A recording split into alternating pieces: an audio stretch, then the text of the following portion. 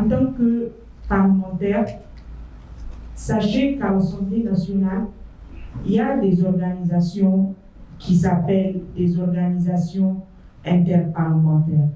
Ça veut dire que c'est des sortes d'organisations où les parlementaires du monde entier se retrouvent autour des thématiques pour faire avancer les choses ou pour amener leurs contributions dans le monde à travers ces organisations-là. Et moi, par exemple, je suis dans l'organisation OCI. L'OCI, c'est l'organisation de la coopération islamique dans le monde.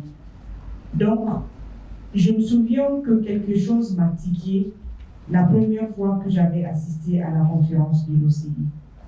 Ce qui m'a tiqué, c'est qu'il y avait une stratégie lors de cette conférence-là qui a été partagée avec les parlementaires. C'est-à-dire, c'était une stratégie qui concernait la jeunesse, une stratégie commune, ils ont appelé ça, pour la jeunesse des pays de l'OCI.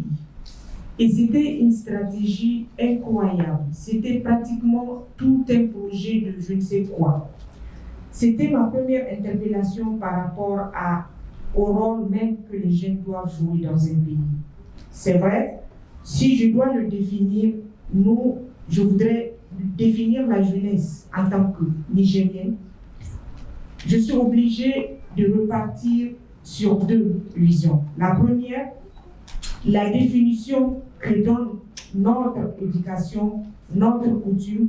Un jeune, voilà ce qu'il est, voilà sa place. Puis une autre définition que donne notre croyance, parce que selon le prophète Mohammed sallallahu alayhi wa sallam, un jeune, voilà qui il est. Et il a 4 périodes dans sa vie. C'est-à-dire, il est un enfant, puis il a un âge moyen qu'on appelle adolescence, puis il est adulte, puis il vieillit. C'est ça les étapes. Et sachez que toutes ces étapes-là ont été spécifiquement et explicitement expliquées par le prophète pour même dire qu'il les a nourris de comment cette vie doit être durant ces périodes-là.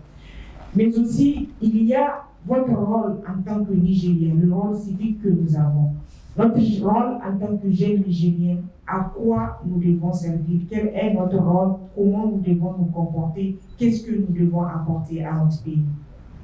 Chers jeunes, aujourd'hui encore, si j'ai envie d'être ce matin devant vous, c'est pour vous dire ceci. J'ai l'impression, et encore c'est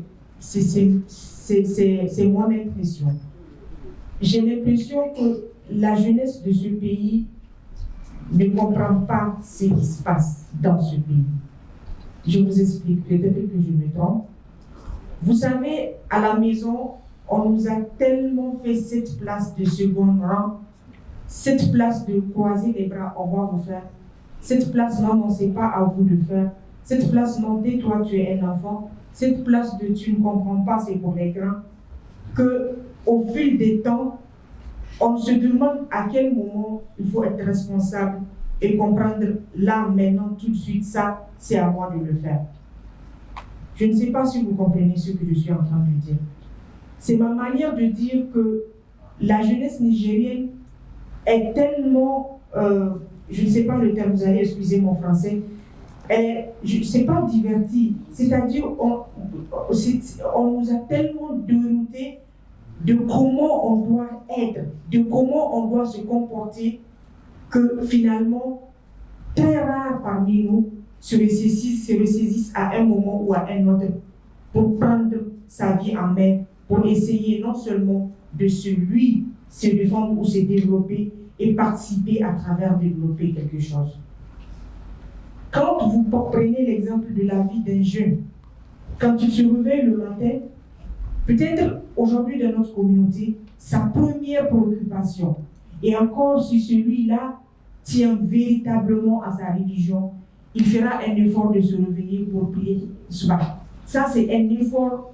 Ils sont combien, par exemple, à le faire? Ça, c'est le début de la journée. Et la deuxième, c'est quand tu vas à l'école et quand tu es instruit ou tu es étudiant.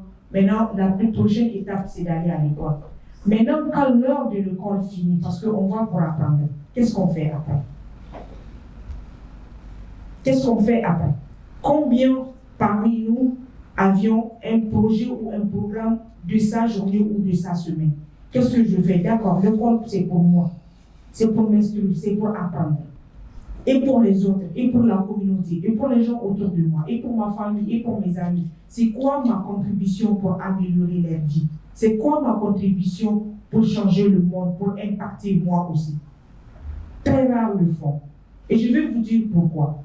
C'est parce que jusqu'ici, vous n'avez pas compris qu'il y a un piège que les gens nous ont posé. J'ai entendu, machallah, mon voisin, et je suis parfaitement d'accord avec lui.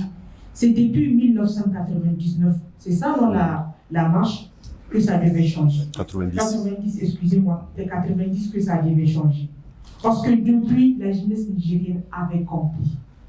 Nous sommes éduqués dans un système où, à un moment ou à un autre, notre jeunesse se retrouve à croiser les bras ou à s'écarter des choses importantes de ce pays. Et ce n'est pas normal. Et aujourd'hui, il n'y a que des jeunes comme nous en face de vous pour vous dire ça, parce que les autres ne vont pas vous dire ça. C'est pourquoi quand vous êtes rentrés dans cette salle, nous, on a besoin que vous sortiez changés, que vous sortiez interpellés par rapport au rôle que vous devez jouer en tant que jeune. Et le rôle que vous devez jouer, ce n'est pas celui-là que vous êtes en train de jouer aujourd'hui. Ne voyez pas votre âge pour dire non, je suis très jeune, j'ai le... comment dire, je vais faire 10 minutes, non. Je suis très jeune, que j'ai le temps de faire, que ça va devenir après, que ça va. Ne vous dites pas ça, non. Je profite de vos caméras pour dire que je suis déterminée plus que jamais, en tant qu'élue du peuple, à porter la voix du peuple. Et je sais qu'aujourd'hui, la voix du peuple, qu'on le veuille ou qu'on ne le veuille pas, à un moment, on doit s'arrêter pour parler de notre croyance, pour parler de la religion. Les gens ont fait allusion à mon niqab ou à mon voile pour dire que elle, de tous les cas, on savait que c'est ça qu'elle allait dire. C'est hypocrite. C'est hypocrite. On ne peut pas être un peuple à 99% croyant, comme je l'ai dit, et ne pas avoir comme sujet de débat ou sujet de discussion la religion. Donc, c'est ma manière de dire, de remettre ce débat-là sur la table et au-delà, vous rassurer qu'à l'Assemblée nationale, effectivement, c'est un processus. C'est-à-dire, quand j'avais fait cette déclaration, qu'est-ce que ça doit être la suite? La suite, je devais retourner consulter mon groupe parlementaire qui est constitué, pour mon cas, de 13 députés issus de différents partis politiques que je dois informer et sensibiliser, gagner leur confiance, puis après ça, porter le projet de loi qu'on va écrire. C'est-à-dire qu'on va essayer de mettre tout dedans avant d'aller faire le lobbying avec ce projet-là vers les autres députés pour qu'ensemble, qu'on puisse porter le projet à la plénière ou à la suite par rapport à l'action. Une manière tout simplement de vous dire que ne vous inquiétez pas, par Allah qui détient mon âme, ça prendra et ça continuera, Inch'Allah.